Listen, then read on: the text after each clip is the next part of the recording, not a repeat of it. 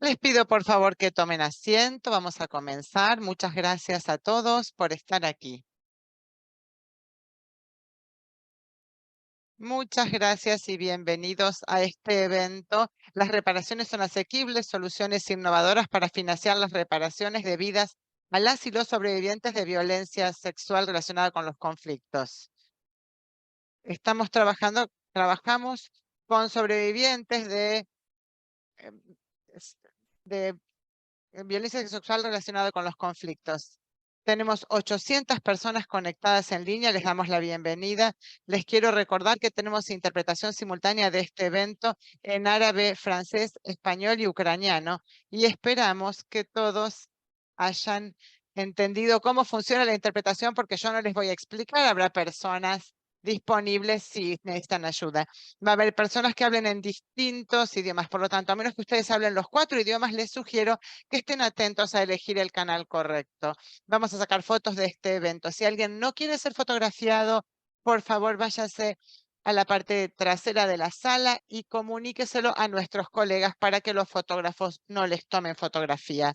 Queremos agradecer a la sociedad, al Colegio de Abogados de Nueva York, a Susan Coleman, que estará aquí con nosotros.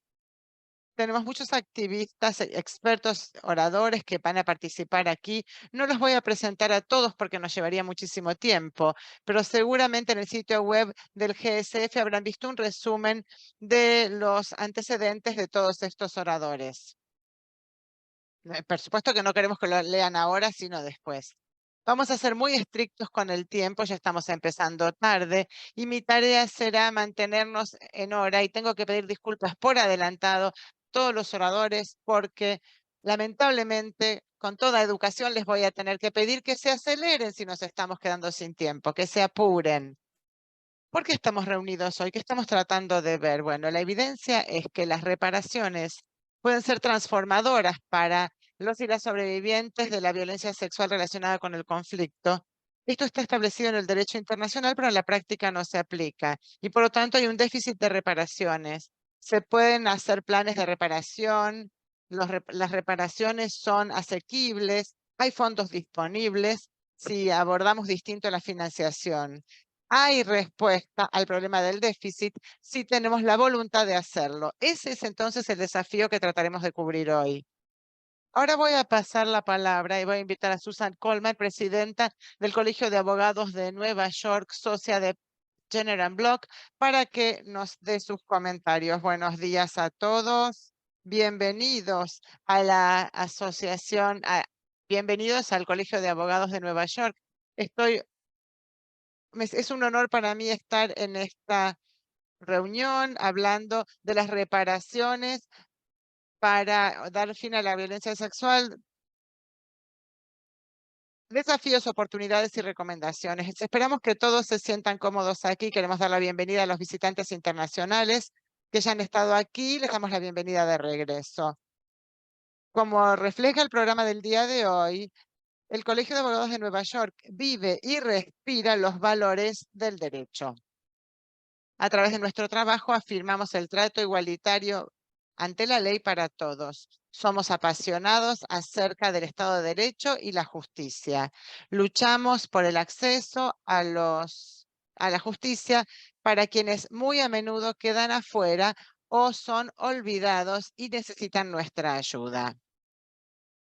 El Colegio de Abogados de Nueva York es una red diversa de más de 23.000 miembros que provienen de todo el mundo y que trabajan en la práctica privada, en el servicio público, en el poder judicial, el gobierno, la academia, en casa y en las facultades de derecho. Trabajamos para reformar la ley, mejorar la administración de justicia y dar forma a la política pública a nivel local, estadual, nacional e internacional.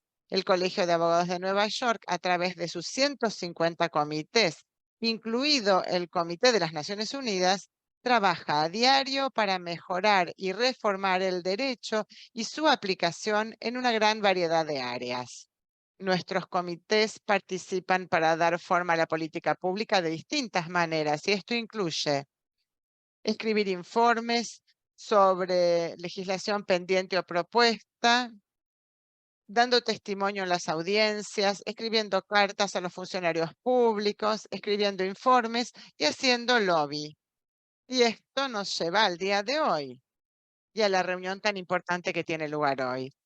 En los conflictos armados en todo el mundo se está utilizando la violencia sexual como una arma de guerra, a menudo a propósito, como táctica para crear el máximo daño. Deja cicatrices físicas y psicológicas que pueden durar toda la vida. Muy a menudo las reparaciones quedan de lado a pesar de tratarse de un derecho y una prioridad para los y las sobrevivientes. Si bien algunos programas de reparación liderados por los estados pueden ofrecer medidas amplias, eficientes, centradas en las y los sobrevivientes que pueden darles una sensación de reconocimiento y justicia, a menudo hay desafíos para su implementación debido al costo y los obstáculos financieros, legales y legislativos. El programa de hoy tiene lugar mientras hay guerra y conflicto en muchos lugares del mundo. Este evento considerará los desafíos críticos, las oportunidades y las recomendaciones para una financiación sostenible de las reparaciones para la violencia sexual relacionada con los conflictos. Agradeciendo a nuestro Comité de las Naciones Unidas, co-presidido por Catherine Campen, Sofía y Evan por habernos ayudado a organizar este evento y también agradeciendo a los copatrocinadores, el Global Survivors Fund y el Centro para la Justicia. Quiero ahora pasarle la palabra a Rupert. Bienvenidos y muchas gracias. Muchísimas gracias. Es importante que nos recuerdes la importancia del acceso a la justicia y las reparaciones y el rol que desempeña el Estado. Ahora vamos a escuchar a Esther Dingemans, directora ejecutiva del Global Survivors Fund, que nos va a dirigir unas palabras. Muchísimas gracias, Rupert.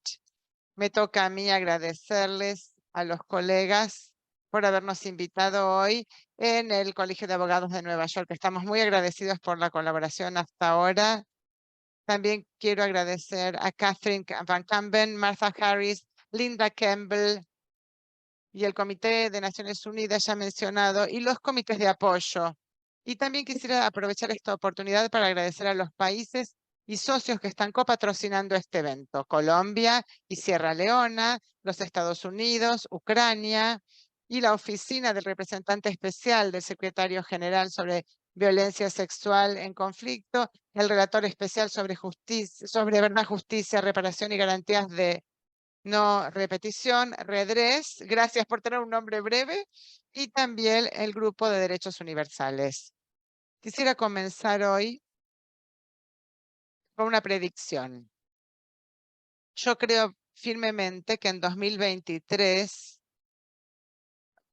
hay decenas de miles de víctimas y sobrevivientes que se van a decir reconocidos, respetados, tal vez tengan una vida digna y tengan una vida y la esperanza de que no se van a repetir los delitos a los que fueron sometidos.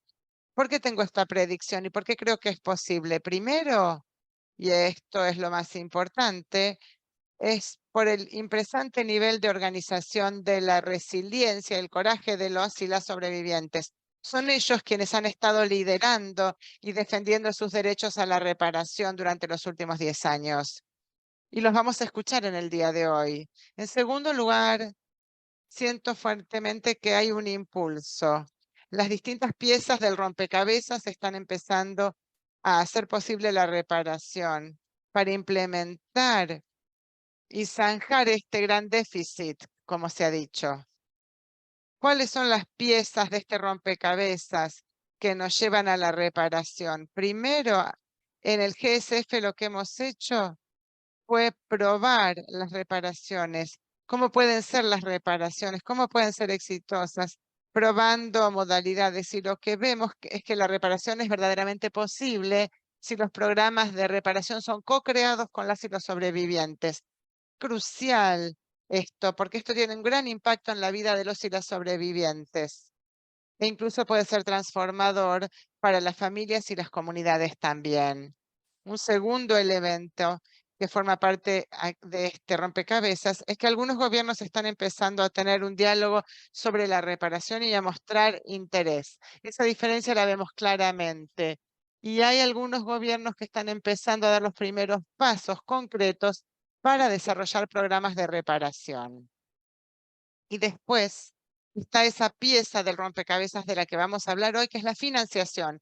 Es una pieza muy importante, pero antes de hablar de eso, hablemos un poco más de por qué los y las sobrevivientes dicen que las reparaciones son una prioridad para ellos. Este es el elemento de reconocimiento que es tan importante. Para las víctimas de violencia sexual relacionada con los conflictos, sus vidas han sido completamente destruidas. Entonces, la reparación crea los ladrillos sobre los cuales ellos pueden reconstruir sus vidas. Pero no nos equivoquemos, la reparación no tiene que ver con una compensación financiera solamente. Si hablamos de ladrillos, hacen falta muchas cosas para reconstruir estas vidas destruidas. Por lo tanto, estas son medidas simbólicas, pero el acceso a la educación, a los medios de subsistencia, atención de la salud física y mental, de calidad y duradera son fundamentales porque las heridas son muy profundas y las cicatrices duran mucho y tenemos que estar ahí con las reparaciones en el largo plazo. Nosotros escuchamos a menudo cosas que son abrumadoras, nos parece que no son posibles, no son factibles, muy costosas, no hay dinero. Pero en la realidad hay dinero, simplemente no se está asignando a las víctimas de la violencia sexual. Los activos de los perpetradores y sus socios fluyen por los mercados accionarios, pueden ser bienes inmuebles, yates de lujo, autos muy veloces. Y este dinero podría realmente cambiar las cosas si se asignaran a las víctimas de la violencia sexual. Y vamos a hablar entonces de la reasignación de los activos y también del uso de las multas, que son la fruta que está más baja que nos puede permitir hacer una diferencia para financiar las reparaciones. Estas no son las únicas formas. Vamos a hablar de otras formas de financiación. Tenemos el rol de la comunidad internacional, las entidades internacionales, las vamos a escuchar, pero voy a terminar diciendo que no se trata solamente del dinero, sino también de la voluntad. Por eso es que quiero tomar esta oportunidad para instarlos a tomar las recomendaciones de nuestros oradores para que estemos con las y los sobrevivientes para acompañarlos a alcanzar sus derechos. Muchísimas gracias. Muchas gracias, Esther. Es una apertura muy optimista de la sesión.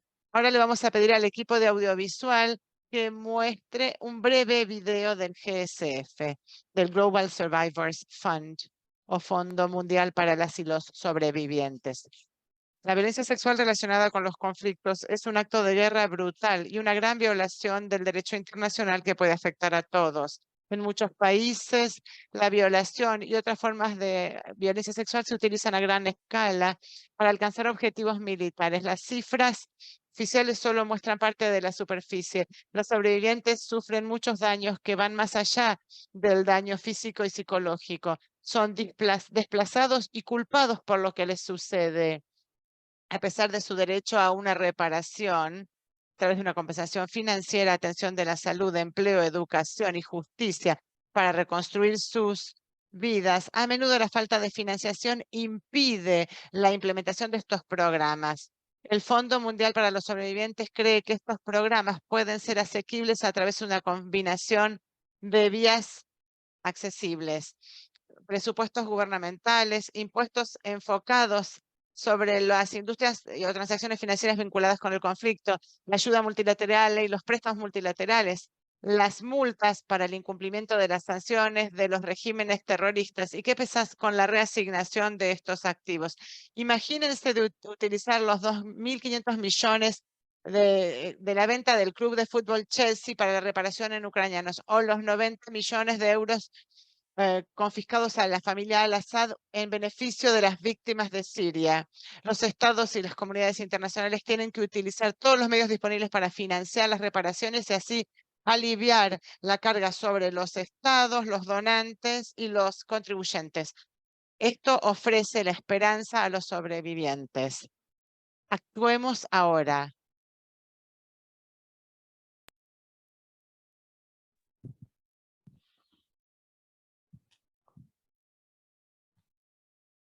Excelente película, mostrando algunos de los aspectos que vamos a abordar.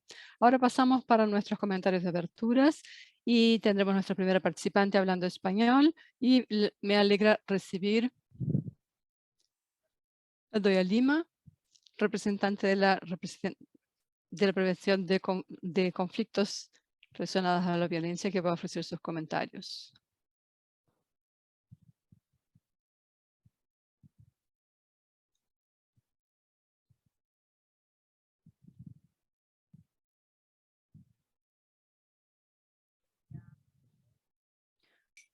Primero quiero agradecer al Fondo Global para Sobrevivientes, porque sin su apoyo sería imposible darle fuerza a tantas mujeres, a tantos hombres, a tantos niños y niñas que han tenido que afrontar la violencia sexual en medio de los conflictos armados. Reparar es una palabra tan inmensamente grande y ambiciosa que se queda corta en sí misma. Unir los pedazos de algo que se rompió no tiene descripción posible, sobre todo cuando se trata de la vida de una mujer, de un hombre, de un niño, de una niña, de un ser humano que ha sido arrasado por la guerra. Y es aún con mayor claridad imposible intentar reparar a quien ha afrontado violencia sexual. El daño es irreparable. Sin embargo, las acciones de reparación son indispensables para el resarcimiento y la no repetición, para la preservación de la memoria colectiva. Por eso, es increíble que tras tantas guerras y tantas víctimas, los estados no sean conscientes de la responsabilidad que tienen frente a este tema. Siempre se ha creído que un cheque con unos cuantos dólares o unos euros puede aliviar el dolor y comprar el perdón. Pero se equivocan, porque al final los gobiernos se quedan cortos para pensar formas innovadoras y dignificantes para reparar.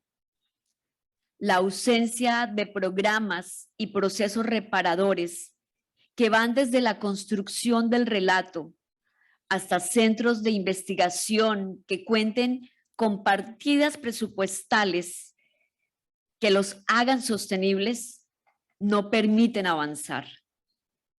La inoperancia y la falta de compromiso de los estados resultan tan nocivos como los mismos hechos violentos que han afrontado los sobrevivientes. Violencia burocrática, un término que deberíamos acuñar para recordarles que también son responsables del daño. Destinar recursos económicos para la reparación es indispensable y debe incluir un plan ambicioso y creativo.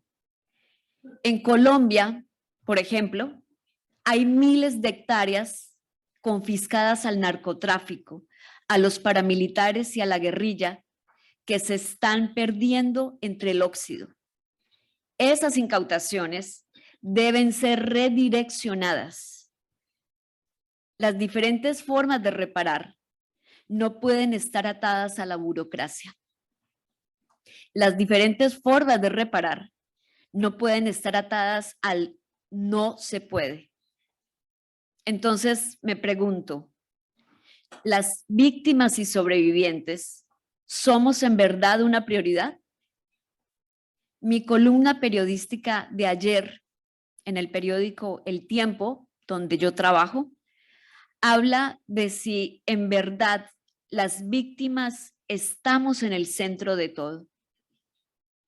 Aplaudo la voluntad, pero la voluntad sin acompañamiento de acciones no es reparación.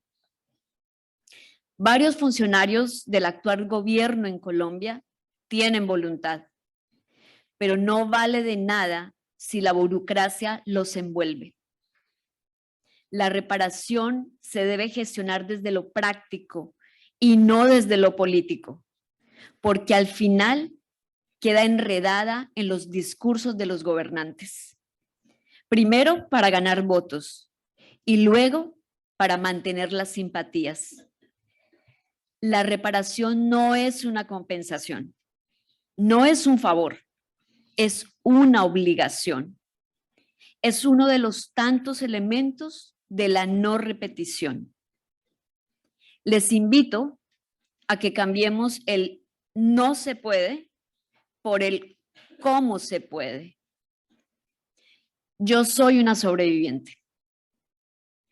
Soy una sobreviviente de secuestro, tortura y violencia sexual masiva. Soy una sobreviviente que se gastó 2 décadas de su vida para poder llevar su caso a una corte internacional. Obtuve una sentencia histórica en octubre del 2021, pero hoy esa sentencia sigue en el papel. Por eso les invito nuevamente a que las víctimas en verdad seamos una prioridad. Que la reparación no sea una carga imposible de llevar, sino un camino para poder transformar la violencia, el odio y el dolor. Sé que este mensaje no es solamente mío, es de los centenares de víctimas y sobrevivientes que en este momento también están conectados y a quienes les envío un abrazo muy fuerte y mi gratitud por su valentía. Gracias.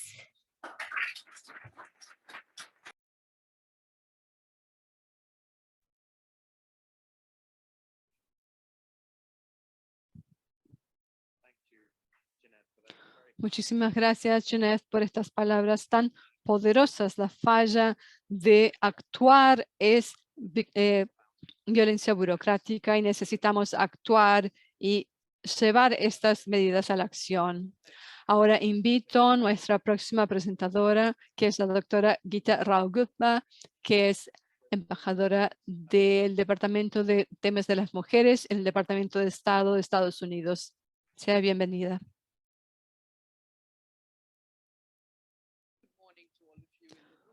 Buenos días a todos aquí que están con nosotros online.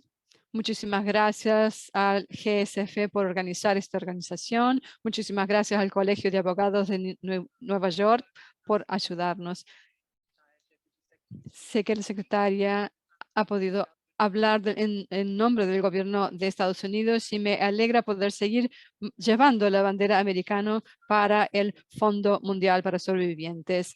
Déjenme empezar diciendo que creo que estamos todos aquí porque creemos en la necesidad de que esta violencia sexual relacionada con los conflictos merece reparación, no solo como reparación, sino como una manera de ayudar.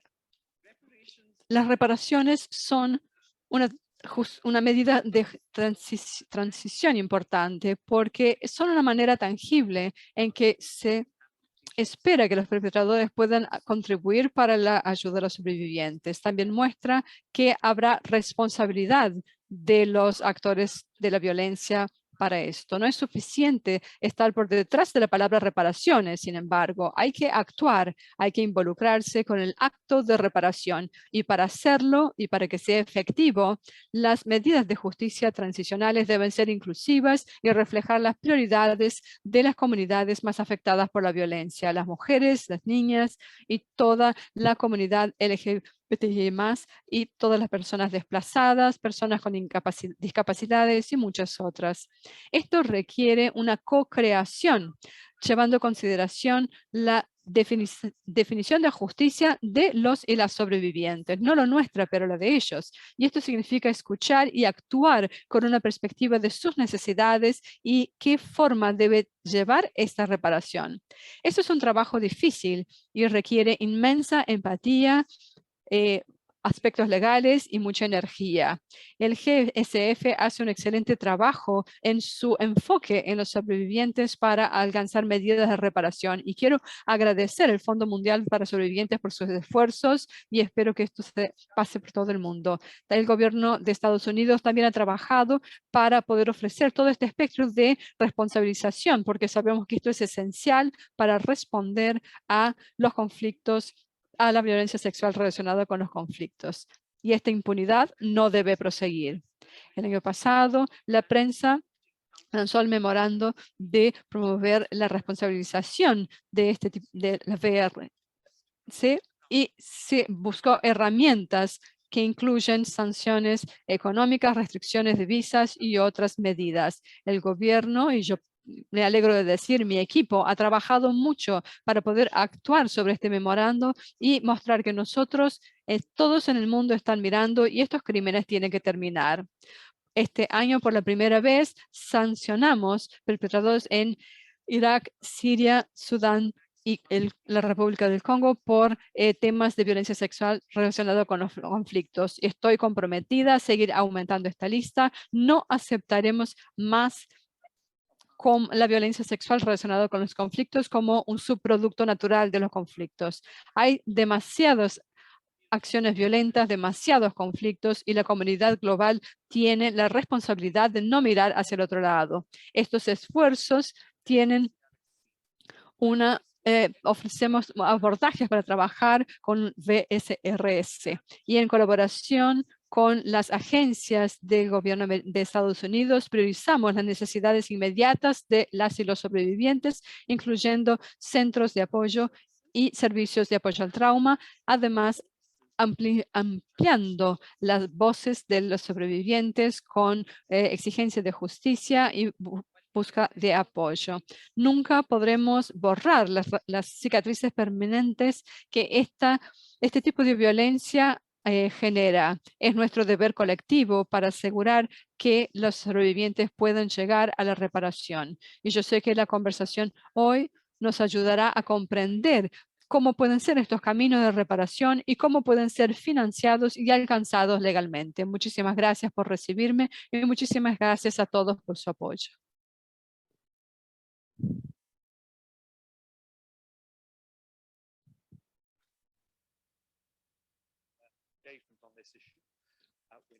Bien, ahora pasaremos entonces a 2 videos cortos. El primero viene como un mensaje de uno de nuestros copatrocinadores y el segundo de Camila Prado sobre la violencia sexual en conflictos.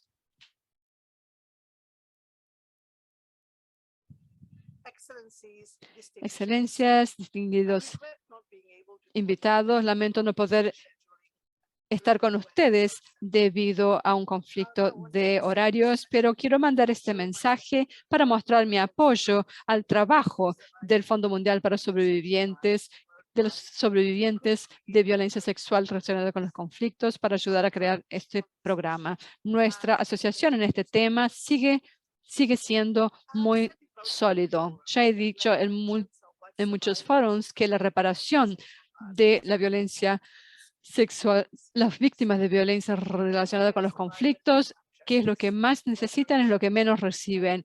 Ellos piden justicia, reparación y reconocimiento de lo que han pasado. Todos afirman que la reparación ayudará a que restauren sus vidas y les permitan pasar sus últimos años en dignidad.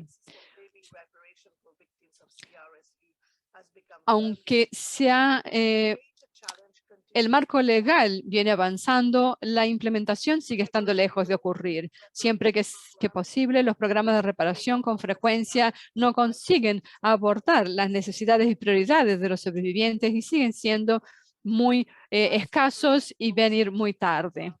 A medida que más leyes siguen siendo adecuadas, escritas, muchos desafíos van a persistir en la implementación de estas leyes.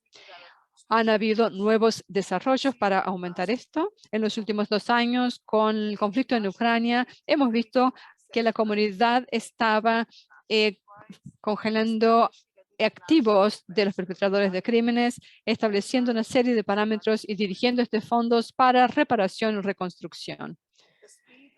La velocidad de esta iniciativa es un momento histórico para la ley internacional. De hecho, tantos han indicado también que si algo bueno saldrá de esta guerra horrible es justamente este precedente global que se está estableciendo para que aquellos que cometen crímenes internacionales sean responsabilizados y tengan que pagar a las víctimas por sus acciones ilegales. Por lo tanto, este evento es muy puntual, muy oportuno y es una oportunidad de que podamos salir de los principios y normas para una era de implementación. También es una oportunidad de reflexionar en diferentes contextos, bien como otros modelos de financiación que estén mejor adaptados a las necesidades de las y los sobrevivientes de la violencia sexual relacionada a conflictos. Esto incluye, por ejemplo, personas, terrorismo transnacional y terroristas que cometen crímenes de violencia sexual como los delitos atroces de Daesh. Es momento de repensar nuestras obligaciones internacionales para ofrecer reparaciones a los sobrevivientes, incluyendo apoyo internacional para la ley de los sobrevivientes de los yazidis en Irak. Sin embargo, la mayoría de las situaciones en que ocurre la violencia sexual relacionada a conflictos ocurre dentro de los propios estados y los gobiernos tienen un deber primario de hacer reparaciones a sus ciudadanos por los actos de conflicto en este caso. En este sentido, después del conflicto, los gobiernos tienen que asegurar que haya un presupuesto adecuado para ofrecer reparaciones para los actos pasados de violencia sexual y también que haya instituciones financieras internacionales que den aconsejamiento y apoyo a los gobiernos para que se pueda ver la reparación como una obligación fundamental del Estado hacia sus ciudadanos. Y esto ocurre, señores y señoras, porque la reparación para esta violencia sexual no es algo que sea una caridad, es una obligación fundamental bajo la ley internacional. Espero que este evento pueda abrir caminos para asegurar que cada sobreviviente reciba la reparación que él o ella merece, porque las reparaciones son el mecanismo de justicia más centrado en las y los sobrevivientes. Es la manera más significativa de hacer una diferencia en las vidas de los sobrevivientes de violencia sexual relacionada a conflictos y reconstruir las vidas y las comunidades afectadas por este crimen abominable. Muchísimas gracias.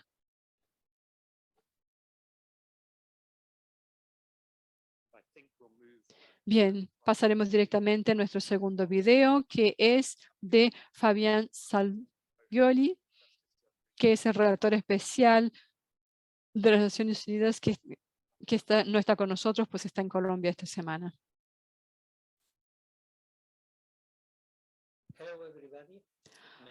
Hola a todos, me llamo Fabián Sabelli, soy el relator especial de las Naciones Unidas para la promoción de la verdad, justicia, reparaciones y garantías de no repetición. Es un inmenso placer poder participar en este evento de alto nivel organizado por el Fondo Mundial para los Sobrevivientes y déjenme empezar agradeciendo a los organizadores. Como todos saben, presentaré en octubre a la Asamblea General mi reporte en la financiación de reparaciones para víctimas de violaciones serias a los derechos humanos y a la ley humanitaria. En el informe he revisado diferentes prácticas y políticas por agentes estatales y no estatales, por miembros de la comunidad internacional para financiar programas de preparación. Mi informe ofrece una visión general de desafíos relacionados, lecciones aprendidas, oportunidades emergentes e intenta destacar los abordajes innovadores. Describo el marco legal del tema y destaco la necesidad de un empoderamiento de las mujeres y un abordaje centrado en las víctimas y una necesidad del registro adecuado de las víctimas para la reparación. Las reparaciones deben ser implementadas de manera efectiva y con rapidez. El informe también estudia el problema de falta de voluntad política para financiar las reparaciones. He detallado los desafíos en las reparaciones, en la financiación de reparaciones a través de los presupuestos regulares del Estado, financiación de reparaciones a través de impuestos, en préstamos actuales, buscando un perdón de deudas ilegítimas a cambio de financiación para reparación y la recuperación de activos obtenidos ilícitamente de los antiguos jefes de Estado y sus asociados. Hay un capítulo sobre la financiación con recursos de los agentes violadores individuales, otro sobre financiación con recursos de actores no involucrados al Estado, que están involucrados en violaciones de los derechos humanos, incluyendo grupos armados y cooperaciones. Y otro capítulo con financiación usando recursos de la comunidad internacional, incluyendo organizaciones multilaterales, instituciones financieras internacionales, donantes de diferentes países y instituciones filantrópicas, además de tribunales internacionales y fondos fiduciarios. Después, el informe aborda el tema de la financiación con recursos de otros estados involucrados en violaciones de los derechos humanos en otros estados. El capítulo analiza la reasignación de activos sancionados, reasignando activos sancionados de los estados involucrados en violaciones humanas en otros estados y aquellos que apoyan financieramente estas acciones. También financiación de reparaciones y para el desarrollo. El informe concluye con recomendaciones para actores estatales y no estatales, donantes, agencias y la comunidad internacional. Espero tener un buen diálogo interactivo con los estados en octubre y para este evento les deseo a todos lo mejor abordando este tema que para mí es tan relevante de los derechos de las víctimas. Les agradezco muchísimo.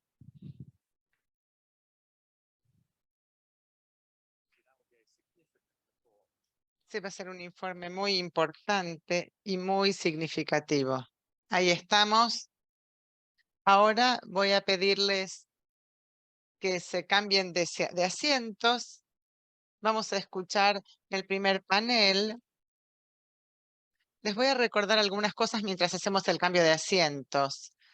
Vamos a tener a Grace Akan, sobreviviente activista, autora, cofundadora de ONE. Luego su excelencia Mohamed Lamin Tarawali, fiscal general y ministro de Justicia de Sierra Leona. Luego Brian Williams, jefe del brazo de financiación para la paz. Les voy a pedir que se sienten donde están indicados sus nombres.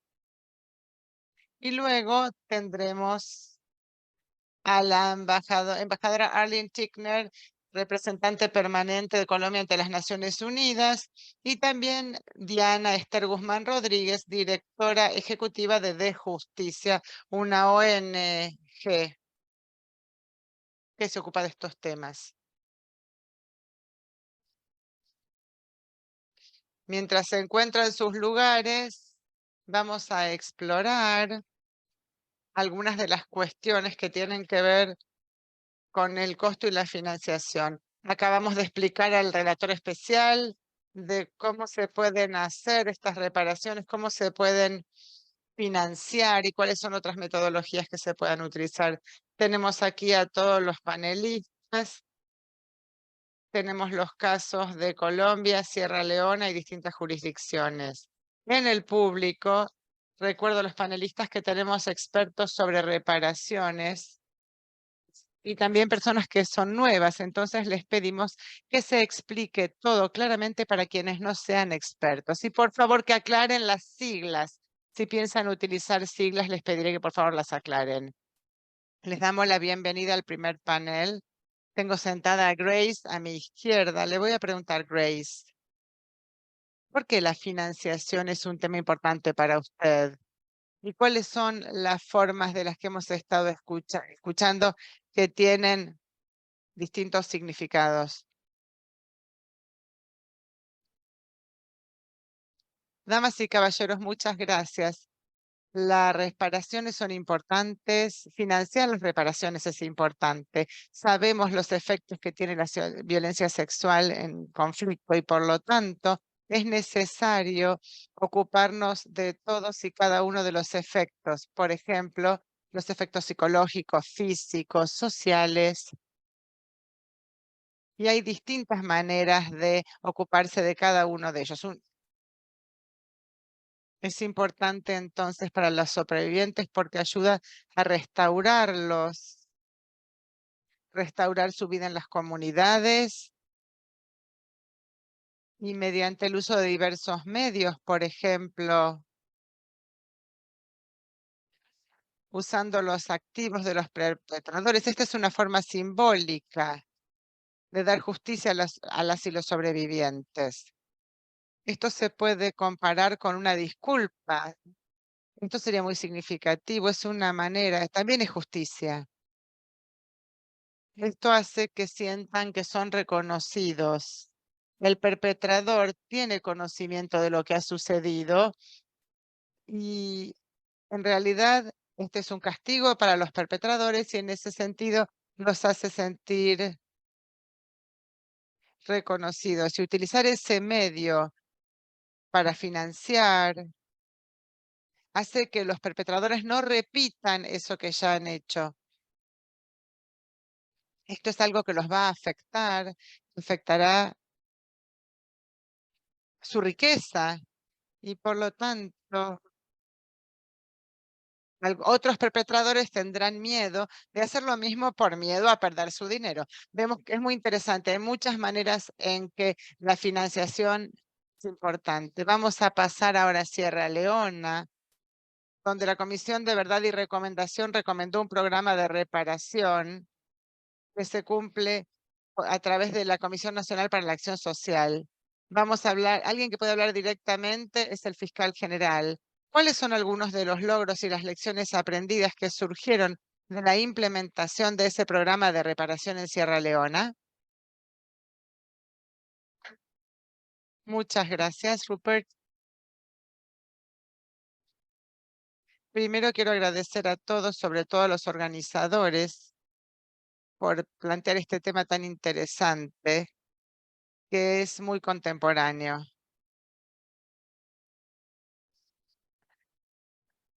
A partir de las recomendaciones, hemos decidido adoptar esas recomendaciones e implementarlas.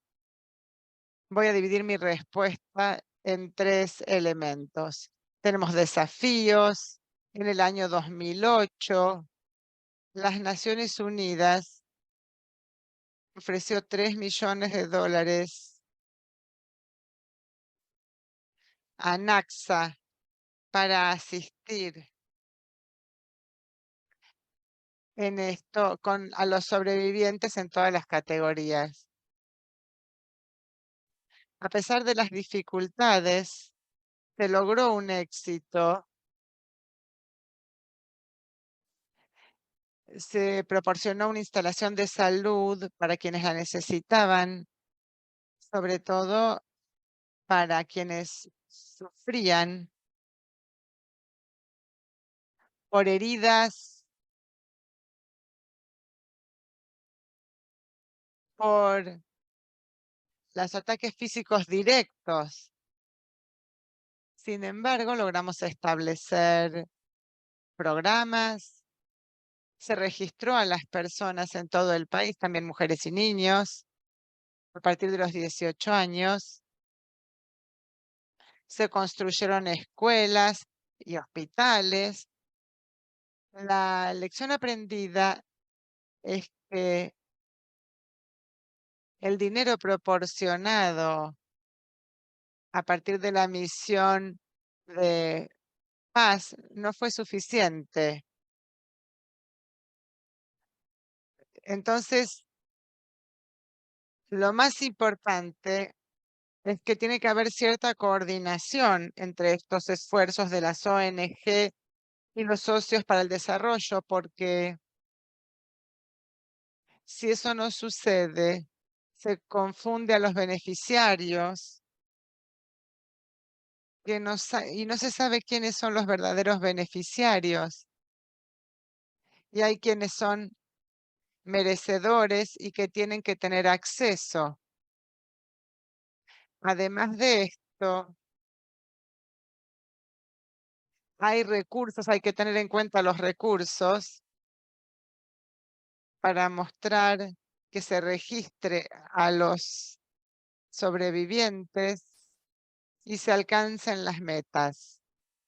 Es deber de los gobiernos garantizar que las recomendaciones se implementen. Tenemos, como país en situación de posconflicto, nosotros tenemos muchas cuestiones que manejar y tenemos que priorizar. Veremos desafíos y sí, el programa es muy costoso y tenemos que priorizar para asegurarnos de hacer lo que es correcto y poner fin a estos ataques, para que no haya lugar en el mundo para que los perpetradores continúen atacando a mujeres y niños inocentes. Ahí vemos un ejemplo de una reparación real y los desafíos que representa. Vemos que hay un elemento de coordinación que usted mencionó, es que participó el Fondo para el Mantenimiento de la Paz de las Naciones Unidas. Les pedimos cómo puede financiar estas reparaciones. Le preguntamos al señor Williams, sobre todo en lo que tiene que ver con la violencia sexual relacionada con los conflictos. ¿Cómo puede intervenir entonces el Fondo para el Mantenimiento de la Paz? Bueno, quiero agradecer a los organizadores de este importante evento. Lo que es importante para el público es entender un poco de qué manera funciona el Fondo para el Mantenimiento de la Paz del Secretario General. Nosotros respondemos a los equipos de los países, a nivel de los países, junto con los gobiernos. Financiamos programas de las Naciones Unidas para trabajar en una variedad de cuestiones de paz. Con respecto a las reparaciones, esto lo vemos como parte del programa de justicia transicional, esto visto desde el ángulo de la justicia y desde el ángulo de un mayor fortalecimiento de la cohesión social. No se trata de una cuestión de derechos, sino también de la contribución que puede hacer la justicia para construir una paz sostenible. Creo que solo tenemos un par de minutos cada uno, así que voy a mencionar un par de ejemplos rápidos. Por ejemplo, en Guinea tenemos un proyecto con el PNUD, la Oficina del Alto Comisionado sobre los Derechos Humanos, para trabajar con las autoridades, para responder a la tragedia del año 2009 en el estadio. Nuestros programas en Guinea no trabajan en las reparaciones financieras específicamente, sino que tratan de ocuparse de dar apoyo a los medios de subsistencia o a la salud mental. Hacemos trabajo de promoción y defensa con las autoridades para que se desarrollen políticas para poner en marcha cosas que sean sostenibles. Otro ejemplo que les puedo dar es el de Guatemala. En Guatemala, de 2017 a 2019, hubo un proyecto conjunto con ONU Mujeres, la Oficina del Alto Comisionado para los Derechos Humanos y la FAO. Es interesante. Se respaldaron algunas de las decisiones importantes que se tomaron para las reparaciones en Guatemala. En este caso, se trabajó en cuestiones de política. para que el gobierno pudiera desarrollar unas reparaciones, una política de reparaciones transformadoras en Guatemala. Yo sé que ya me pasé del tiempo, pero hay ciertas lecciones que aprendimos. Una es que se puede defender con toda la fuerza del sistema de las Naciones Unidas para que ellos también defiendan y promuevan ante los gobiernos para adoptar políticas que sean sostenibles y conduzcan las reparaciones. Por supuesto, el Alto Comisionado sobre los Derechos Humanos tiene un papel importante que desempeñar, pero también hay muchas otras organizaciones de las Naciones Unidas que tienen voces muy poderosas con los gobiernos y con la sociedad civil y necesitamos apoyarlas para que puedan poner en práctica políticas sostenibles. Esa coordinación de las Naciones Unidas es muy interesante. Volviendo al fiscal general de Sierra Leona, que ha estado defendiendo las reparaciones. Sierra Leona ha trabajado con Japón, ha liderado con Japón la resolución de la Asamblea General de las Naciones Unidas sobre la cooperación internacional para el acceso a la justicia. Esa resolución menciona la necesidad de establecer asociaciones entre el sector público y el privado para prevenir y detectar la trata de personas y reconoce el importante papel que desempeñan las instituciones financieras. ¿Podría explicarnos por qué se ha añadido esto y la importancia que tiene esto para Sierra Leona de que hagan hincapié en esta financiación?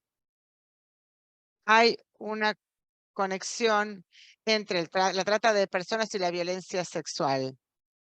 Es importante que tengamos presente que inicialmente no sabíamos cómo se financiaba la trata de personas.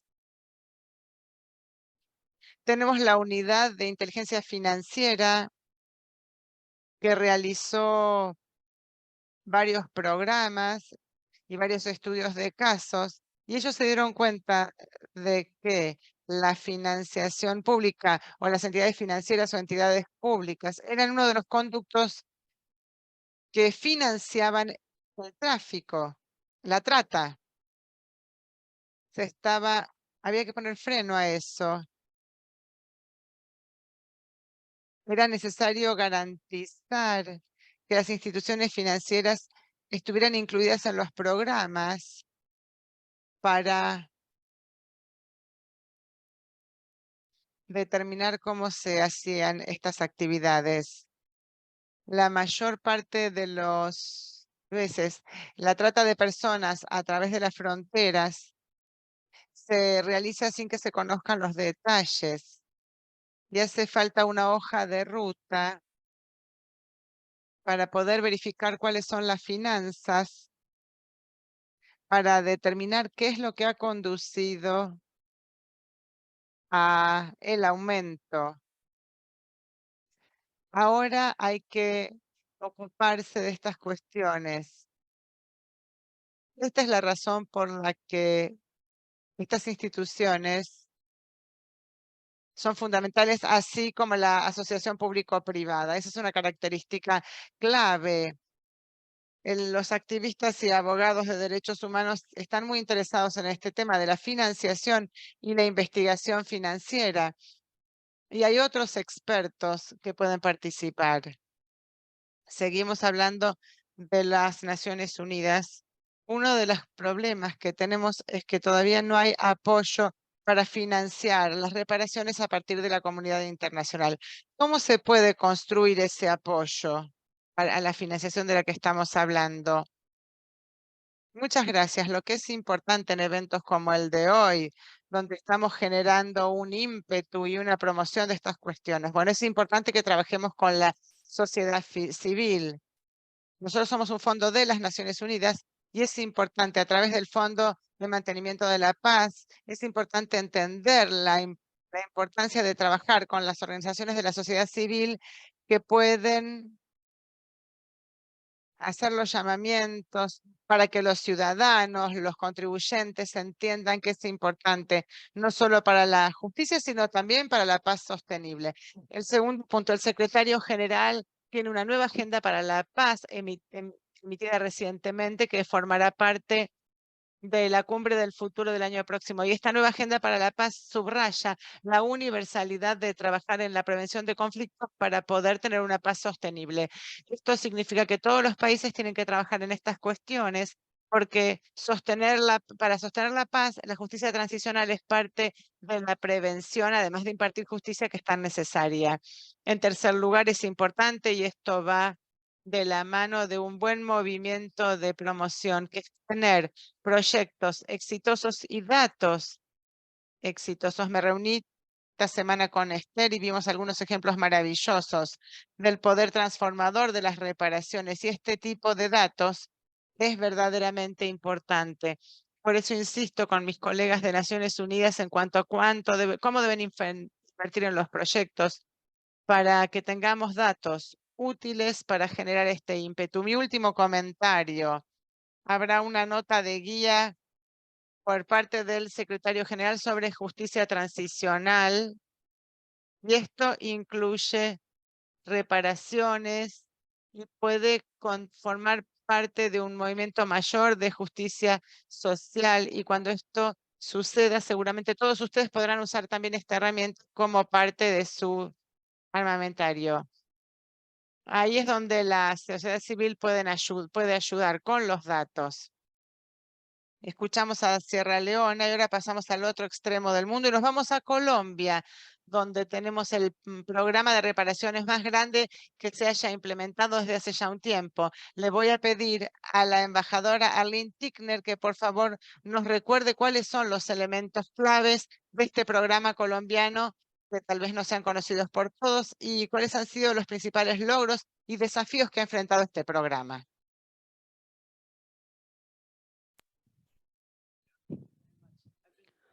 Muchas gracias. Estaba decidiendo si hablaría en inglés o español. Entonces intentaré hacerlo en inglés. Bien, quisiera entonces primero decir que cuán agradecidos estamos por participar en este evento que es esencial para tantos proyectos que están dentro del gobierno, dentro de este tema. Solo quisiera contextualizar rápidamente cómo es nuestro programa de reparación. Las víctimas y la ley de restitución del 2017 ofrece un marco amplio para trabajar con varios aspectos de la reparación, incluso aquellos relacionados con la violencia sexual relacionada con conflictos. Entonces, hay una visión integral que acompaña, de reparaciones que acompaña el programa, que es implementado por la unidad de víctimas, y esto entra dentro del sistema de justicia transicional. Consiste básicamente de 5 componentes: restitución, indemnización, rehabilitación, satisfacción, que les voy a hablar sobre la traducción de este término, que significa varios actos para reconocer las responsabilidades de diferentes agentes involucrados en la violencia sexual, y también garantías de no repetición. Una de los temas que es el centro de este proyecto son el registro de las víctimas. Hoy tenemos 700 víctimas registradas, y claro que quizás no sea tan obvio, pero la mayoría son mujeres. Hay muchas mujeres afrodescendientes y de origen indígena, mujeres con diferentes tipos de discapacidades. Entonces, algo que está también en el centro de esta propuesta es poner una perspectiva interseccional para poder abordar todos estos temas.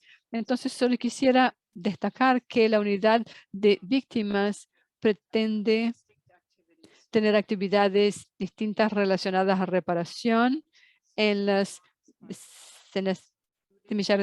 ejes, incluyendo indemnizaciones para estos individuos, hasta 53 millones de dólares, que claro es insuficiente, mensajes de dignificación, de dignidad, actos de responsabilidad y diferentes iniciativas colectivas con relación a la reconstrucción de la memoria. Con relación al principal desafío, obstáculos, quisiera reconocer lo que Bedoya llama de violencia burocrática. Podríamos llamarla de inercia burocrática, pero claro que en este contexto es una violencia y creo que también es el mayor obstáculo a pesar de estos fondos que vienen para ayudar a las víctimas. Este es nuestro principal desafío y hablaré de ello enseguida. Muchísimas gracias. Grandes desafíos, pero hay mucha experiencia en el programa de reparación de Colombia que me parece que es muy importante estudiar si alguien está reflexionando sobre este tema en otros lugares. Pasamos entonces para Diana Guzmán, porque estás haciendo un estudio sobre esto. ¿Podrías contarnos un poco de su estudio y lo que ha encontrado? ¿Qué le parece con la relación de la asequibilidad al implementar la reparación y cómo encontrar sostenibilidad para el largo plazo? Muchas gracias. Voy a hablar en español. Espero que no sea un problema para los traductores. De hecho, Arlene me convenció de que hablara en español, pero ahora yo hablo en inglés. Estábamos como decidiendo conjuntamente. Bueno, De Justicia es un centro de investigación que combina la investigación académica con la incidencia y desde esa perspectiva de la mano del Fondo de Sobrevivientes, del Fondo Global de Sobrevivientes, decidimos llevar a cabo una investigación sobre un tema de reparaciones que no tiene mucha literatura académica. Y es justamente el tema de si las reparaciones es posible financiarlas o no. Utilizamos el caso colombiano para responder a esta pregunta y nos dimos cuenta que el caso colombiano ilustra un caso de éxito parcial.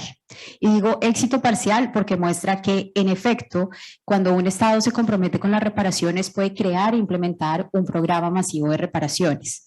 Como lo señaló Arlene, este programa colombiano es uno de los más ambiciosos a nivel comparado.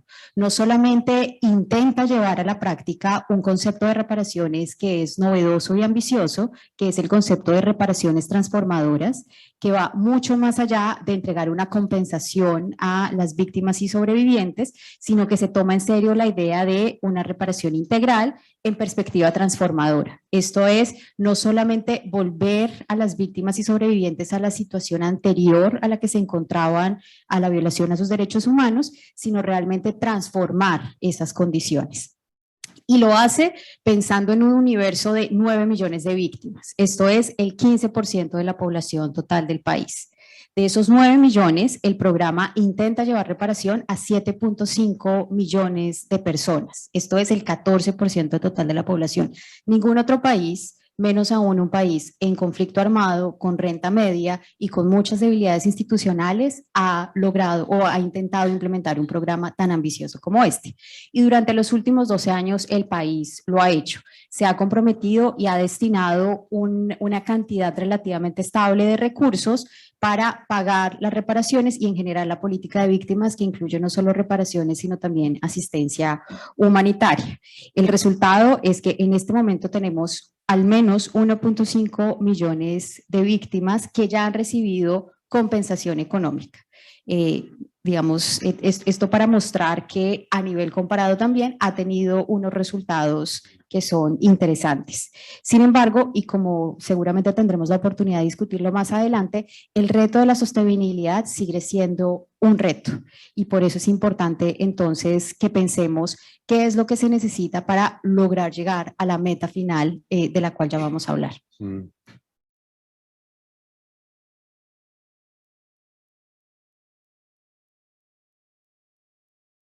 En ese punto, el presidente de Colombia habló sobre la emisión de títulos para pagar por el programa de reparación, lo que sería un abordaje innovador con relación a las reparaciones. ¿Qué piensa usted de algunos de estos abordajes y cómo esto puede funcionar en Colombia? Diana me engañó y habló en español, pero yo seguiré en inglés. Bueno, déjenme solo mencionar algo que me olvidé comentar. Esto es un contexto muy desafiador, no solamente por el tamaño de las víctimas de nuestra población y no solamente de violencia sexual, sino de otros tipos. Y esto es una cantidad inmensa, pero también todavía tenemos muchas cosas difíciles que están ocurriendo. Entonces, uno de los principales desafíos no es solamente financiero, sino cómo superar todos estos temas en el medio de un país que sigue estando en conflicto. Con relación a la financiación, solo quisiera destacar que esencialmente Colombia lamentablemente tiene una gran experiencia con conflicto armado y también con tráfico de drogas, y las lecciones aprendidas de ambos pueden traernos caminos con relación a la movilización de fondos y poder asistir a las necesidades y a los derechos y cumplir con los deberes del Estado de una manera más amplia. De manera general, la incautación de activos, tanto de aquellos que han confesado sus crímenes para nuestra Corte de Justicia Transicional y tuvieron sus incautaciones y confiscaciones también de parte de narcotráfico, y también fondos pueden ser mencionados en este sentido, como se menciona antes, específicamente para las víctimas de violencia sexual. Hubo experiencias anteriores en los años 2000 con un grupo paramilitar llamado AUC, cuyo proceso de construcción de paz llevó a la redistribución de algunos activos, y solo para mencionar, en los últimos 3 años se ha ofrecido financiación al Fondo de Reparaciones para las Víctimas hasta $250 millones.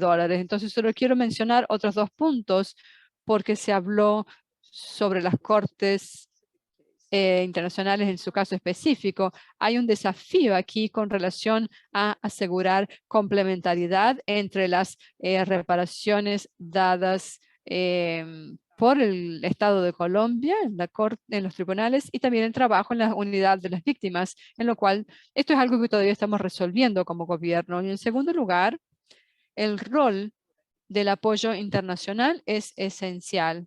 Entonces, el ayuda de proyectos del JEP es algo que estamos intentando movilizar con más fuerza, pero, y voy a terminar con esto, poder alcanzar terceros que sean responsabilizados por los conflictos armados, y esto junto con los sectores privados creo que también ofrece una manera en que los gobiernos pueden empezar a mirar estos temas. Exactamente, ejemplos positivos de activos que han sido incautados de los perpetradores son algunas de las maneras que se pueden usar. Son estos métodos innovadores han sido usados antes y tenemos que observarlos. Y también mirando el estudio que usted mencionó, con base en su experiencia del programa de reparación de Colombia, ¿cuáles serían las principales recomendaciones que podría compartir con los demás países para que estén buscando construir programas de reparación y estos métodos innovadores? Para esto sí quisiera utilizar la presentación para darles una perspectiva general sobre cuál es el reto del que estamos hablando en este momento. Porque les dije, tenemos 9 millones de víctimas que están representadas en esta gráfica.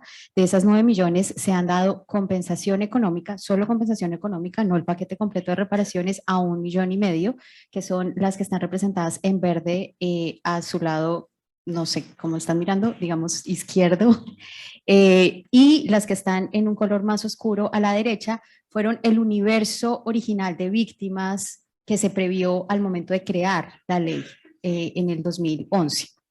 Ese universo era de más o menos 900,000 víctimas en total, incluidas las víctimas de desplazamiento forzado. ¿Por qué? Porque se basaron en la información disponible hasta ese momento, que como ustedes podrán imaginar tenía un enorme subregistro. El subregistro en violencia sexual, por ejemplo, era gigante. Con la creación en el 2011 de la política, se estableció un registro de víctimas que nos ha permitido reconocer que durante los 60 años de conflicto armado colombiano ha habido más de 9 millones de víctimas, de las cuales todavía tenemos el grueso de las víctimas por reparar. Es decir, en los próximos 8 años, que es lo que le queda de vigencia a la ley 1448, la ley de víctimas y restitución de tierras, Colombia debería reparar todavía a más de 6 millones de víctimas. Y ese es un número bastante alto, teniendo en cuenta la cantidad de dinero que se ha invertido ya de hecho en las reparaciones.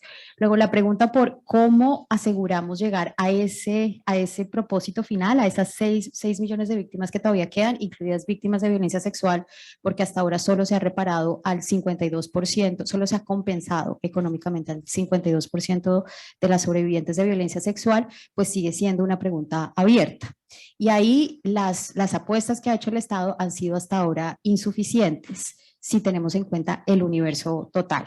¿Por qué insuficientes? Porque el fondo de víctimas, el fondo de reparaciones que se creó con la ley 1448, que es el que utiliza estos recursos provenientes de los actores armados desmovilizados, no ha funcionado bien y no ha dado los recursos suficientes para, de hecho, convertirse en una fuente importante dentro de la política de reparaciones.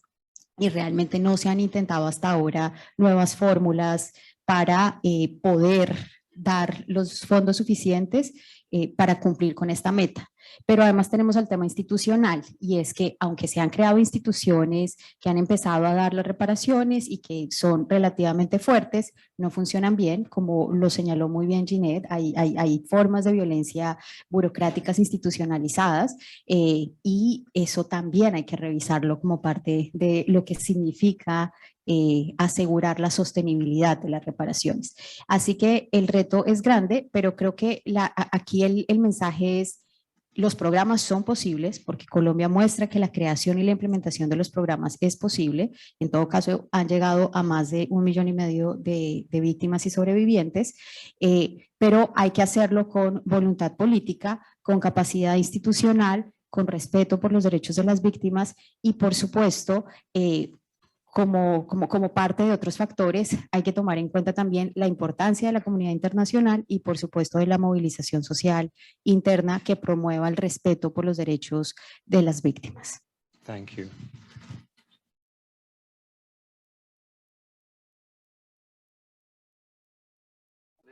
Muchas gracias.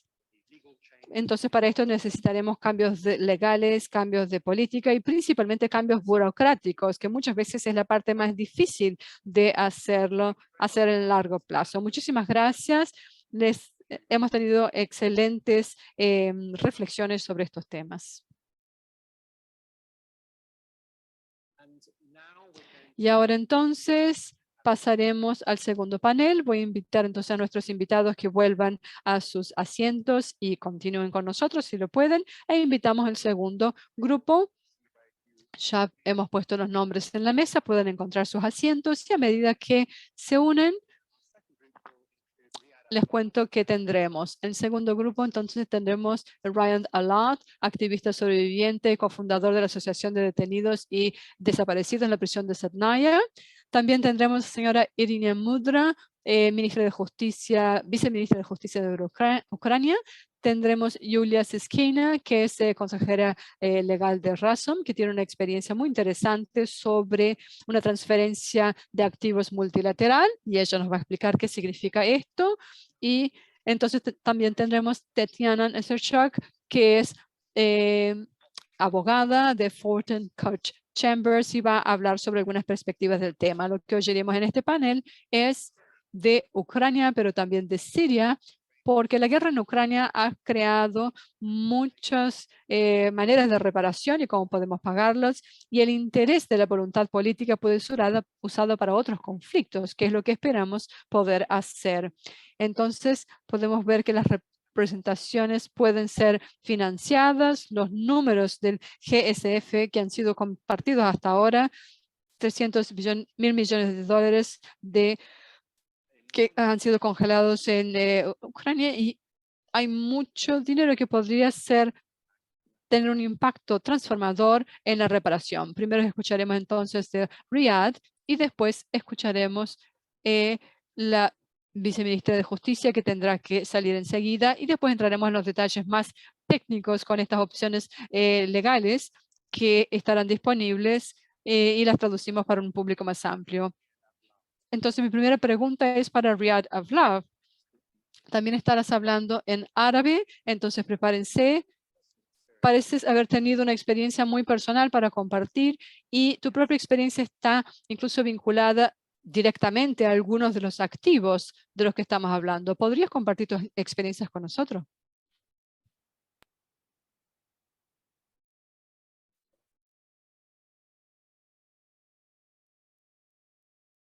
Buenos días. Quisiera primero agradecer a los organizadores de este evento, en especial al equipo del GSF por su labor excelente y su trabajo permanente. Mi nombre es Riyad Avlar, soy turco. A mediados de los años 90 fui a Siria a estudiar árabe y al quedarme allí me enteré de que el régimen sirio había bombardeado la ciudad de Hama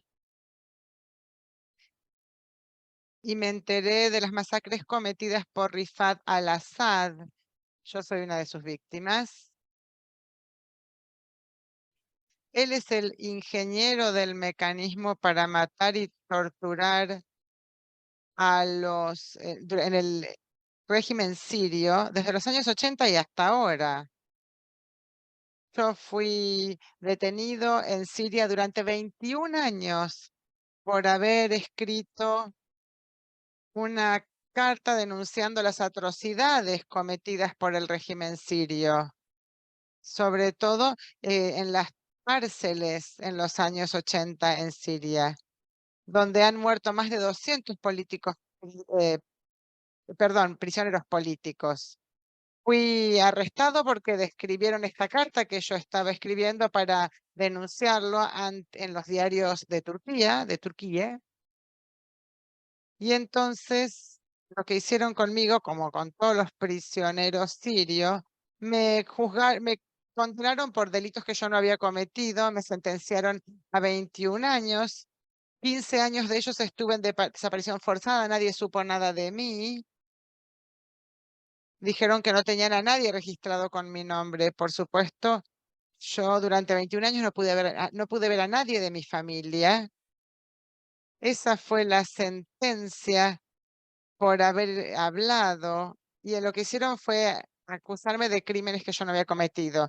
No solo fui castigado yo, sino también mi familia. Rifat al-Assad, como dije, es el gran perpetrador. Debido a los problemas que tuvo con su hermano, se fue del país y Muammar Gaddafi luego fue a Europa, tuvo un lugar seguro. Además del dinero que se llevó de Siria, robó dinero del Banco Central de Sirio, se llevó el dinero de las víctimas sirias. Y además de eso, hizo una gran fortuna en Europa encima de lo que había robado de Siria. Y hasta hace poco contó con el apoyo de amigos que tenían sus activos y recientemente una corte federal de los Estados Unidos lo juzgó. Son muchos los países que están haciendo grandes esfuerzos. Nosotros como sobrevivientes y víctimas sentimos que estos pasos llegaron muy tarde. El juicio que comenzó en Suiza es bueno, pero no ofrece justicia a los sirios.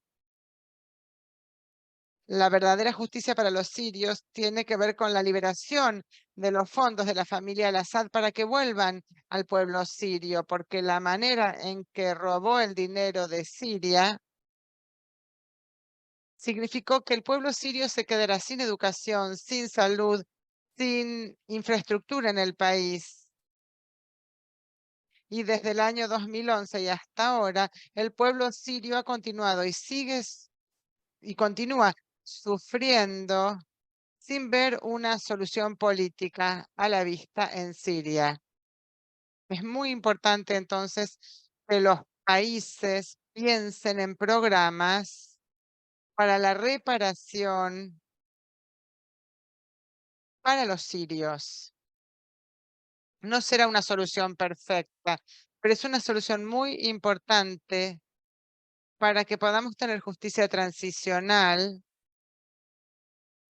para que las y los sobrevivientes lo reciban. Es muy importante que se haga justicia en todo el mundo. Muchos de mis colegas ya lo han mencionado antes. Es importante fortalecer las redes de sobrevivientes de violencia sexual para que puedan unirse y avanzar hacia la justicia transicional, para que rindan cuenta y para que estas cosas no vuelvan a suceder. Muchas gracias. Sabemos que la justicia puede llevar muchísimos años, aunque ahora hay 90 millones de euros congelados en las cuentas bancarias que venían de esta familia.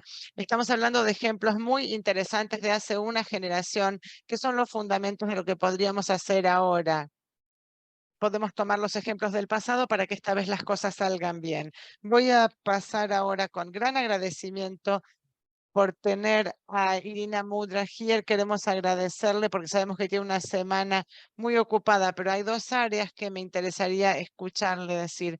Usted está liderando el trabajo en el registro internacional del daño en Ucrania. ¿Por qué la reasignación de los activos es tan importante para la reconstrucción de Ucrania y para la reparación? ¿Y cuáles son los niveles de financiación que serán necesarios potencialmente? Queridas damas y caballeros, distinguidos invitados, hoy hablo en nombre del gobierno de Ucrania y agradezco al fondo por la organización de este evento y por habernos invitado. Y quiero agradecer esta oportunidad de participar en un debate tan importante para garantizar la rendición de cuentas y la reparación para los y las sobrevivientes de la violencia sexual relacionada con los conflictos. Y quiero agradecer también al Colegio de Abogados por su hospitalidad. Hace más de un año y medio que Ucrania defiende su independencia y su integridad territorial. Y estamos muy agradecidos a todos los que nos apoyan al ver los horrores que suceden en Ucrania. Rusia inició una agresión no provocada y no justificada contra Ucrania en flagrante violación del derecho internacional, contra la integridad territorial y la soberanía de un Estado. Los militares han cometido crímenes de guerra y han realizado violaciones masivas de derechos humanos fundamentales, incluida la tortura, la violencia sexual y otros. También hubo horrores que se descubrieron después de la liberación de los territorios que habían sido ocupados por los rusos durante meses. Los nombres de esas ciudades como Bucha, Mariupol y tantas otras, y son Kherson. Los nombres de estas ciudades se convirtieron en los símbolos de la crueldad humana por parte de las fuerzas de la ocupación rusa.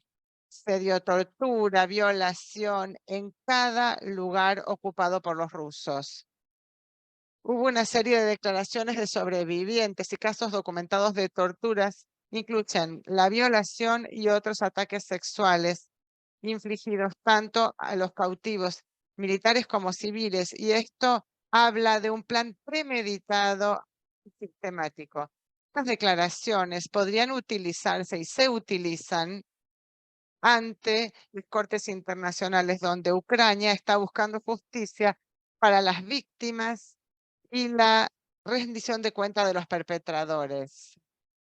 También se han registrado 231 casos de violencia sexual contra ciudadanos ucranianos, y esto incluye 13 contra niños. Pero en realidad hay muchos más casos así. Las víctimas tienen miedo, están avergonzadas y no se atreven a contactar a las autoridades. Cada una de ellas requiere apoyo y ayuda. Sin duda, Rusia debe hacerse responsable y debe compensar todos estos sufrimientos de los ucranianos. La violencia sexual es uno de los principales delitos en sí. Y la violencia sexual relacionada con los conflictos es algo que daña a las víctimas, a las familias y a los amigos y la sociedad en su conjunto. Y el gobierno de Ucrania tiene que garantizar la observancia de los derechos humanos, incluidos los derechos de respetar y reconocer los derechos a la protección, el acceso a la justicia y un sistema de trato justo y resarcimiento por los efectos negativos de estos delitos. Y esto se puede hacer a través de la compensación. Por lo tanto, un acceso rápido a la reparación para los sobrevivientes a expensas de los activos de los agresores y de quienes contribuyeron a la agresión podría financiar esta reparación. Los sobrevivientes necesitan reparaciones, recursos para la recuperación ahora mismo.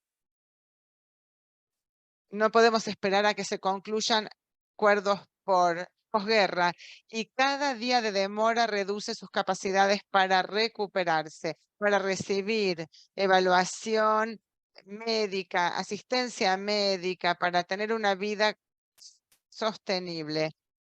Todo esto es lo que permitirá a los sobrevivientes volver a una vida normal. El gobierno de Ucrania piensa que las acciones para garantizar la reparación para las sobrevivientes de violencia sexual relacionada con el conflicto es fundamental. Y en cuanto a la pregunta de cuál es el costo de la reconstrucción, el costo de las reparaciones y las compensaciones a nuestro pueblo, no lo sabemos exactamente, no conocemos el monto exacto, pero si hablamos solamente del daño directo a la infraestructura crítica ucraniana, al marzo de 2023, el Banco Mundial había evaluado este costo de reconstrucción de la infraestructura de 411.000 millones. Eso no incluye el daño causado a las personas, a las empresas, al medio ambiente y a los recursos. Este monto será incluso mucho mayor. ¿Cuál es la fuente para cubrir estos daños? La fuente tiene que ser los activos de la Federación de Rusia, porque hay un Estado que tiene la obligación, conforme al derecho internacional, tiene que hacerse responsable de hacer las reparaciones. Y Rusia tiene que pagar por esto. El gobierno de Ucrania ha tomado varios pasos en esta cuestión. Los mencionaré luego, pero definitivamente no queremos, no vamos a esperar hasta que termine la guerra, como han sugerido algunos estados, que sugieren que hay que esperar a que termine la guerra para que Rusia se haga cargo. Hasta ahora no hay señales de que estén dispuestos a reparar a los sobrevivientes, pero los sobrevivientes no pueden seguir esperando. Muchas gracias. Muchas gracias. Específicamente hemos hablado del costo de la reconstrucción, que es un gran desafío. Ahora, si hablamos de las reparaciones para los sobrevivientes de la violencia sexual relacionada con los conflictos, ¿qué pasos está tomando el Ministerio de Justicia para poder avanzar en este sentido? En mayo de 2022 se hizo un programa de cooperación entre el gobierno de Ucrania y las Naciones Unidas para la prevención y respuesta a la violencia sexual relacionada con los conflictos. Esto se firmó para garantizar una respuesta rápida a los casos de violencia para ayudar a las víctimas. Conforme a este programa, se hizo un plan de implementación y se tomaron algunas medidas para incorporar la violencia en el conflicto. Estamos hablando, esto incluye de 11 centros de asistencia a sobrevivientes para prestar servicios integrales a los y las sobrevivientes de violencia sexual, donde pueden recibir distintos tipos de asistencia inmediata. En cuanto a la compensación económica, esta monetaria también es importante, aunque no es la única manera de reparar. ¿Cuál es el principal elemento aquí? Tenemos el concepto de compensaciones, de mecanismos de compensaciones internacionales que se basan en tratados internacionales y tienen que consistir en 3 componentes. El registro internacional del daño para registrar los daños y las lesiones causadas por Rusia. Una comisión de reclamos internacionales que adjudique estos reclamos y la compensación necesaria para cada caso, y un fondo de compensación internacional que acumule dinero a partir del cual se puedan pagar estas compensaciones. Entonces, el 12 de mayo de este año se creó este registro internacional de daños bajo los auspicios del Consejo Europeo. Y este registro es la plataforma, la base de datos amplia donde se concentra toda la información y la evidencia sobre los daños. Y ahí se va a preservar y para los casos futuros. El registro internacional tiene que procesar la información sobre los reclamos de estos daños, incluso las denuncias de los sobrevivientes de violencia sexual. Y fue nuestra intención deliberada tener este registro internacional de daños que incluya el daño causado a las personas por torturas, violencia sexual y otros daños que tienen que formar parte de este registro. El establecimiento del registro internacional de daños no es el objetivo final para obtener justicia para las víctimas. Ucrania, junto con el registro internacional de daño, pronto propondrán a la comunidad internacional y a otros gobiernos diciendo dónde están ubicados los activos rusos, que eso debe utilizarse como una base legítima para la creación del fondo y la confiscación de los activos rusos. Ucrania confía en que la principal fuente de financiación de este fondo serán los fondos bloqueados o congelados de la Federación de Rusia. Una fuente son los activos soberanos de Rusia que están congelados en otras jurisdicciones o incautados.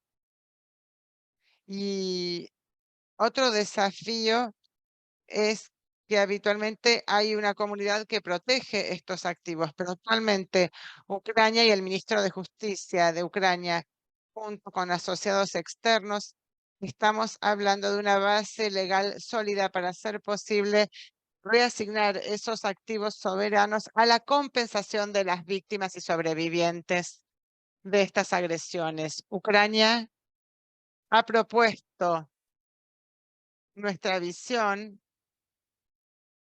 y la arquitectura de este tratado internacional. Esperamos que los gobiernos de otros estados y los asesores legales de esos estados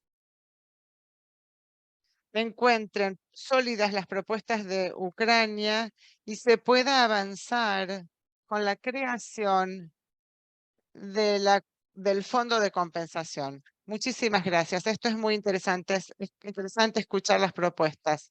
Ahora me dirijo a los expertos legales. Les voy a pedir que sean breves porque tenemos poco tiempo. Vamos a ver a los que han estado considerando las distintas avenidas legales para contemplar el uso de los activos del gobierno ruso. Primero tenemos la pregunta sobre las contramedidas. Yulia Siskina, asesora legal de Razom, ha estado trabajando en este tema y le pedimos que nos diga brevemente qué significa este concepto y cómo puede ser eficaz. Esto ofrece las bases legales para la compensación, transferencia y reasignación de los activos congelados. En el caso de Ucrania, ¿cuándo se hace? ¿Cómo se hace? Aquí es donde aparecen las contramedidas. Las contramedidas son calificadas por las Naciones Unidas como para responsabilizar a los estados. Las contramedidas son una herramienta para hacer cumplir las obligaciones internacionales. Las sanciones deben ser algo que desaliente, que disuada, pero las contramedidas pueden restaurar. Son medidas específicas que toman los estados ante el incumplimiento de una ley del derecho internacional por parte de otro estado. Se convierten legítimas cuando responden a un acto ilegal. Sé que es confuso, así que lo voy a resumir. En el caso de la reasignación de activos, los estados soberanos deben respetar la soberanía de otros estados sobre su propiedad. Las contramedidas lo que hacen es suspender eso y permiten que se pueda pasar a la propiedad de otra. Entonces, la soberanía de Ucrania, si la confiscación se hace como contramedida, como medio para cumplir las obligaciones existentes de reparación por parte de Rusia. En otras palabras, no se puede esperar que los bancos cumplan con sus depósitos. En este caso, los bancos son gobiernos nacionales con jurisdicción sobre las cuentas soberanas de los perpetradores. Entonces, el deber, conforme a esta ley que lleva el derecho de compensar, es algo que Rusia debe a todo el mundo y no solo a Ucrania. Y en este sentido, todos los países pueden tomar contramedidas. Y en este sentido, esto queda en manos de los estados que valoran la justicia. Muchísimas gracias. Esa es una manera en que se podría tomar, pero si puedo dirigirme a Tatiana, hay otras opciones. Y una vez más, los derechos humanos han sido importantes. Cuando hablamos de incautación de activos, se ha tratado de algunos casos exitosos. Por ejemplo, se ha incautado un chate de $5 millones. ¿Qué piensa usted con respecto al uso de estos activos congelados para que se los utilice como financiación para las reparaciones a Ucrania? Las sanciones están disponibles y ayudan a resolver el tema de los fondos soberanos. Hay un marco legal establecido en muchas jurisdicciones, Estados Unidos, Canadá, que permite la incautación de fondos involucrados en crimen. La evasión de fondos también consiste en este crimen y puede, en 2022, la Unión Europea trabajó con esta noción de confiscación que fortalece este marco legal de Estados Unidos. Esta fuente de financiación confía en las agencias para que se tomen medidas en los regímenes de sanciones actuales y esto puede ser llevado hacia las víctimas. Entonces, el segundo problema es que cualquier falsificación de estos el proceso para hacer esto puede ser lento y dispendioso. Entonces, como escuchamos a Elliot esta mañana de Chinés, esto es especialmente verdadero en el caso de víctimas de esto. Ucrania realmente no puede esperar por el final de la guerra. ¿Qué podemos nosotros como sociedad civil hacer para incentivar esto? Necesitamos hablar con el gobierno e incentivar que las agencias gubernamentales hagan su trabajo y refuercen este trabajo dentro de las excepciones y que puedan simplificar los procesos, quizás cortar los costos de estos procesos para incentivar que haya más aplicación de estos casos, porque un único ejemplo de confiscación que hemos visto en Estados Unidos no es algo suficiente en este momento. Muy bien, entonces aquí tenemos 58 mil millones de dólares que están congelados y hay muchas ideas de reasignación de estos recursos para reparaciones. Entonces hay muchas ideas que han sido presentadas y que deben ser llevadas adelante. Lamento que se nos está terminando el tiempo, pero volveré una vez más para RIA. Hemos hablado mucho de cómo hay soluciones innovadoras para financiar las reparaciones. ¿Podrías decirnos cómo piensas que la reasignación de estos activos tendrá impacto en la vida de los sobrevivientes?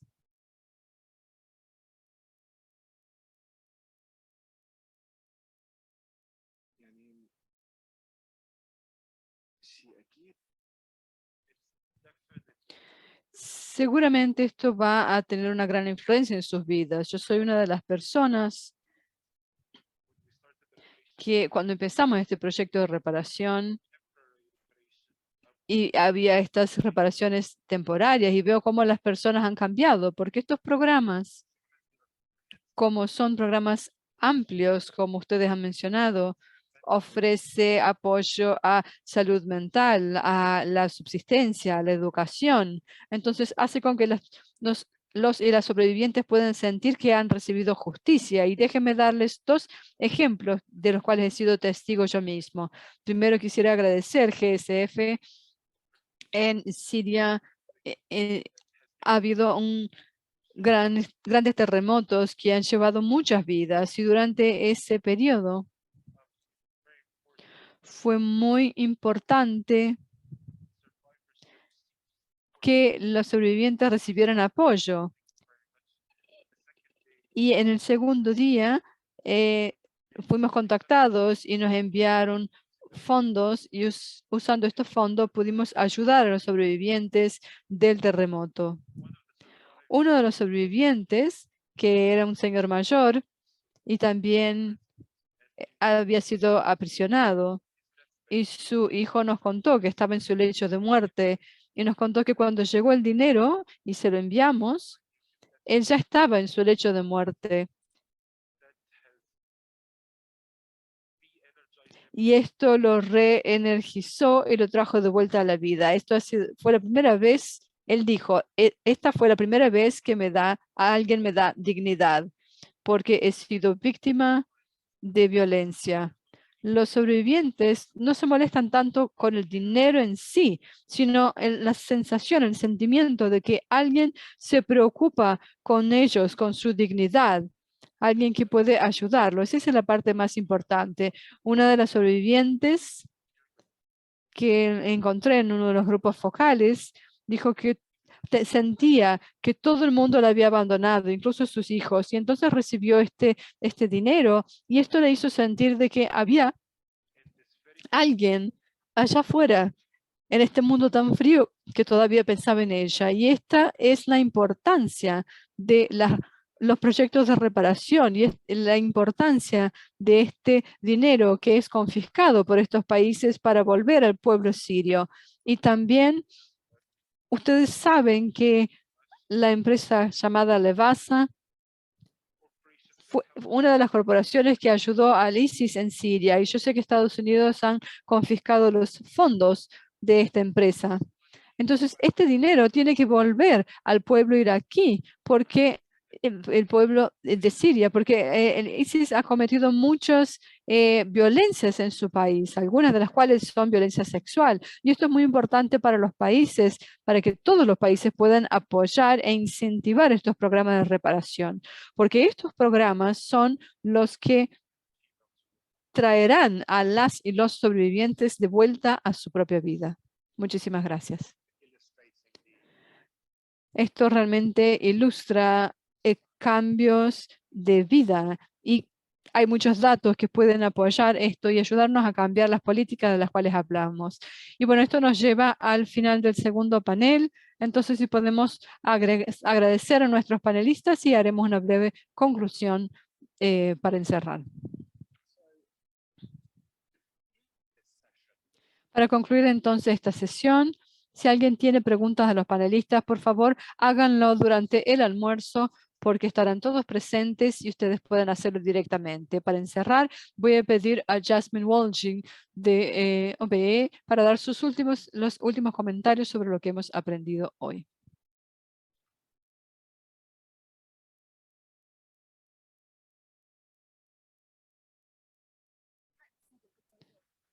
Bien, como líder, es un gusto poder hacer este encierro.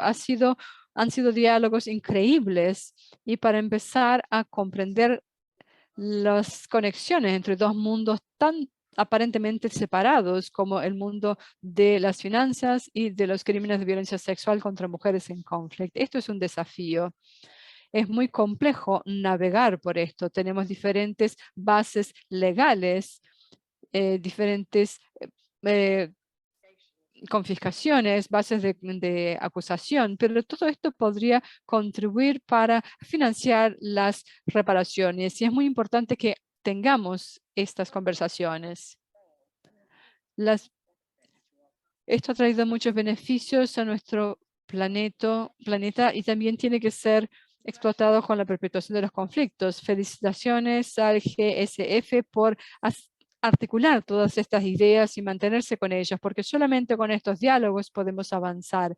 Y para recapitular, a lo largo del día hemos tenido experiencias muy tocantes por sobrevivientes que fueron tocados directamente por las batallas por su dignidad que tuvieron que enfrentar y enfrentar tantas indignidades, no solamente ver que el perpetrador no fue criminalizado, pero también hay un enriquecimiento injusto y lo que es más importante, los estados mantienen recursos que han sido obtenidos por incautaciones o activos congelados que deberían haber sido usados en primer lugar para parar con las violaciones. ¿Por qué no vemos que esto vuelva a las víctimas y a los fondos de compensación de las víctimas?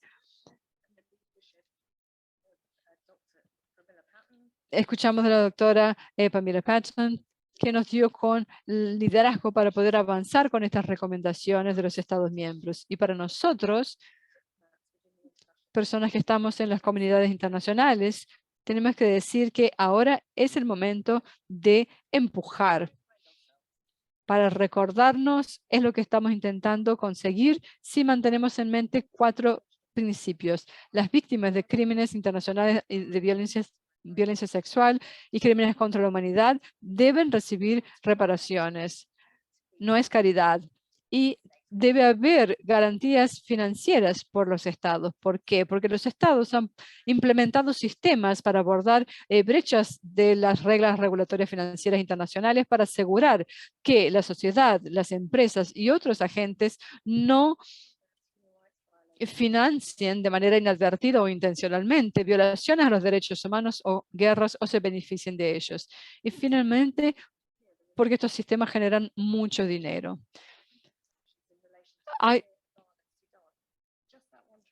Esta única transacción fue de 100 millones de dólares, la que hemos mencionado antes.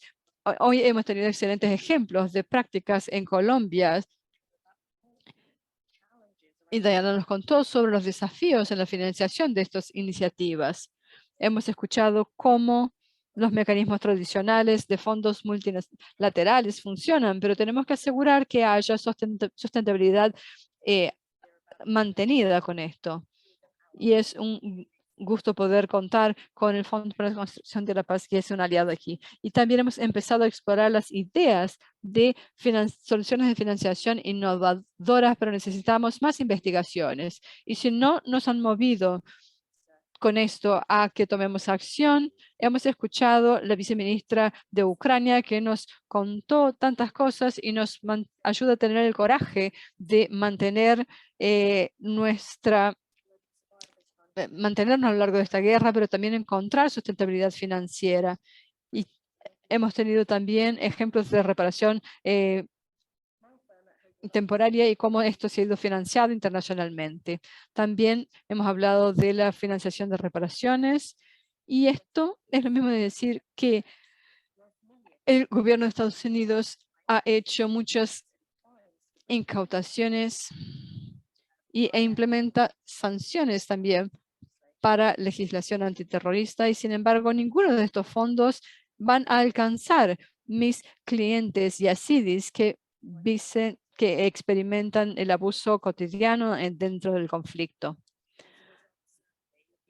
Esto ha recibido alguna atención en la época, pero lamentablemente los informes han sido cada vez más pertinentes.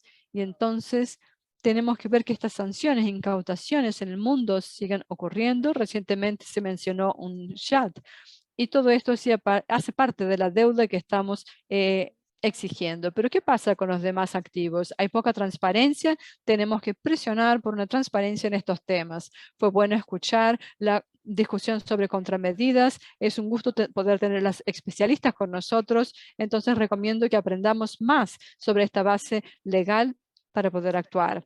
Y finalmente lo que estamos intentando hacer es buscar que los recursos vuelvan a las víctimas y que haya transparencia en este proceso. El GSF está haciendo un trabajo increíble y lo festejo.